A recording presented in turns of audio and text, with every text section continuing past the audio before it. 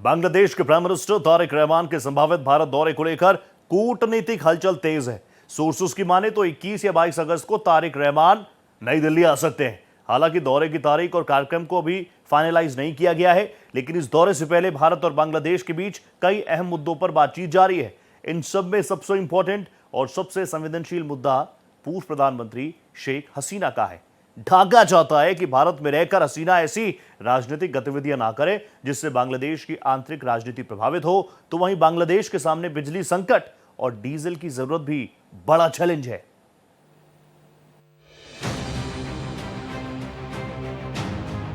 अगस्त 2024 में सत्ता से बेदखल होने के बाद से पूर्व प्रधानमंत्री शेख हसीना भारत में है। ढाका लगातार आरोप लगाता रहा है कि भारत में रहते हुए हसीना बांग्लादेश की राजनीति को लेकर बयान देती रही। 5 अगस्त को हुई उनकी वर्चुअल प्रेस कॉन्फ्रेंस के बाद ये मुद्दा एक बार फिर से गर्मा गया। हसीना ने बांग्लादेश की मौजूदा राजनीतिक परिस्थितियों पर अपनी बात रखी, जिसके बाद बांग्लादेश की सरकार की तरफ से कड़ी आपत्ति जताई गई। ढाका का कहना है कि भारत की जमीन से हसीना के राजनीतिक बयानों का बांग्लादेश की आंतरिक राजनीति पर असर पड़ सकता है। ऐसे में तारिक रहमान के भारत दौरे से ठीक पहले बांग्लादेश चाहता है कि नई दिल्ली की तरफ से इस मुद्दे पर स्थिति और स्पष्ट हो। हालांकि शेख हसीना का मुद्दा अकेला नहीं है। तारिक रहमान की भारत यात्रा को लेकर बांग्लादेश के भीतर भी राजनीतिक मतभेद सामने आ रहे हैं। 2024 के आंदोलन के बाद बनी नेशनल सिटीजन पार्टी के नेताओं ने भी भारत यात्रा पर सवाल उठाए हैं। दूसरी तरफ भारत और बांग्लादेश दोनों ही रिश्तों को आगे बढ़ाने की कोशिश में जुटे हैं, क्योंकि दोनों देशों के बीच व्यापार, सीमा सुरक्षा, कनेक्टिविटी, ऊर्जा और जल बंटवारे जैसे कई महत्वपूर्ण मुद्दे सीधे जुड़े हुए हैं। ये यात्रा पहले होना अपने आप में बहुत बेहतर भी है और ये दोनों देश अच्छे से जानते भी हैं, क्योंकि आप देखें कि बांग्लादेश का 100% जो सीमा है, लैंड बॉर्डर है, वो तो भारत के साथ ही है। भारत का भी एक बड़ा हिस्सा, खासकर जो पूर्वोत्तर हमारे राज्य हैं, उनको लेकर उनका पूरा जो जुड़ना भारत से है, वो सारे कॉरिडोर बांग्लादेश से होकर जाते हैं। तो दोनों की ज़रूरत है कि रिश्ते अच्छे हों और जो खटास पिछले 2 साल में आई है उसका समाधान ढूंढा जाए। तो उम्मीद कर सकते हैं कि मतलब 50% से ज़्यादा उम्मीद कर सकते हैं, कहा जाए कि वो 2021 को शायद भारत आए और भारत और बांग्लादेश के रिश्तों में एक नई शुरुआत हो।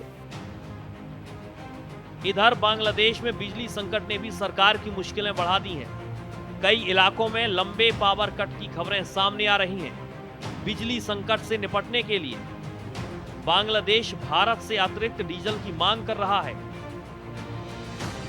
यानी तारिक रहमान के संभावित भारत दौरे के एजेंडे में ऊर्जा सहयोग भी अहम मुद्दा बन सकता है। भारत की तरफ से बांग्लादेश को ऊर्जा क्षेत्र में पहले भी सहयोग मिलता रहा है। ऐसे में ढाका के लिए भारत के साथ रिश्तों को सामान्य और मजबूत करना आर्थिक जरूरत भी बन गया है।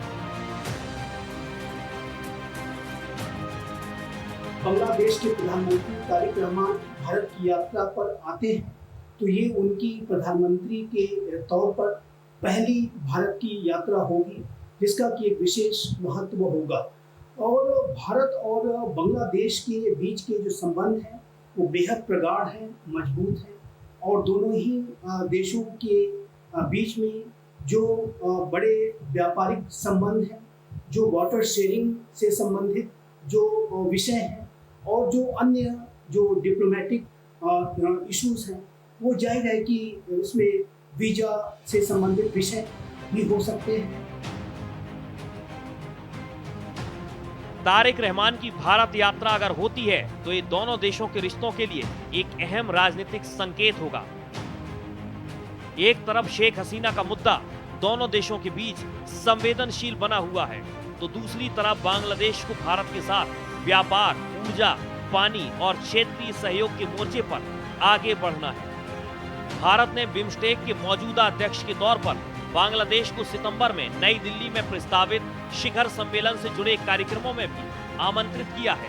हालांकि तारिक रहमान इसमें शामिल होंगे या नहीं, इसे लेकर अभी अंतिम फैसला सामने नहीं आया है। बांग्लादेश के तमाम ऐसे हित हैं जो बिना भारत के पूरे नहीं हो सकते हैं।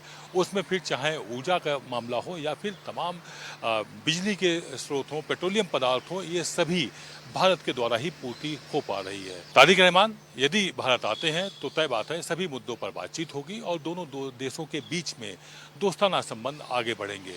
पिछले 2 सालों में जो कड़वाहट, जो खटास दोनों देशों के बीच आई है, उसको दूर करने का समय अब आ चुका है। कैमरा पर्सन रमेश राय के साथ आदित्य द्विवेदी, भारत एक्सप्रेस, दिल्ली।